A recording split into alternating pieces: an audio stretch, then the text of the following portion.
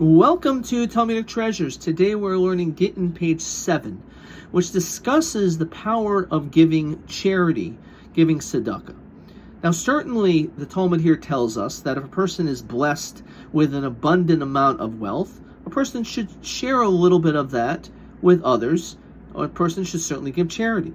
Now what happens if, as the Talmud says, you are an individual shemizonosav mitzumsamin, which means you have just enough money to get by. So maybe that person should not give any of his money away. Interestingly enough, the Talmud says no. That individual should do so. You most certainly should also give away tzedakah. And the question is, why? Interestingly enough, also, it says that a person who does this will be given certain blessings, and maybe even eventually some element of affluence. Now, how is that possible? And the answer is that we know that you could have two people, one person making $50,000, one making $100,000. It doesn't necessarily mean that the person who's making $50,000 is poor, because we have to look at how they're spending their money. If the person who is making $100,000 is living above their means and they are therefore in debt, they are actually more poor than someone who's only making $50,000, but they are living within their means or even below their means.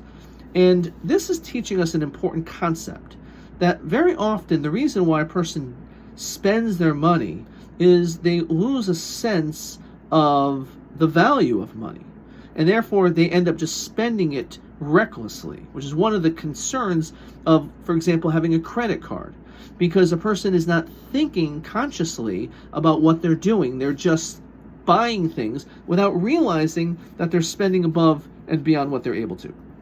Now, a person is emotionally attached to their money, and therefore the Talmud is telling you that the smartest thing you could do to be able to become wealthy is give some of your money away. Why? Because it is so against your very nature to wish to do that. And therefore, when you give a few dollars away, you're feeling that money and recognizing that you're giving that away. And all of a sudden, you start recognizing the money that you're giving, and therefore the money that you have all of a sudden has more value. So interestingly enough, you can end up saving more and also living more within your means or below your means when you start giving some of your money away, because then you start appreciating and recognizing the value of the money that you do have, because only then you start waking up and realizing when you start giving it away. Now, something also very interesting, it also mentions that even if your very livelihood is charity, let's say a person, unfortunately, they cannot work and they receive everything from the government or from charitable organizations. On this, the Talmud says it doesn't make any difference. Yasa tzedakah. You should also give charity, which is kind of hard to imagine. You're not working, you're not making the money, you're receiving charity, so why should you give any of that charity away?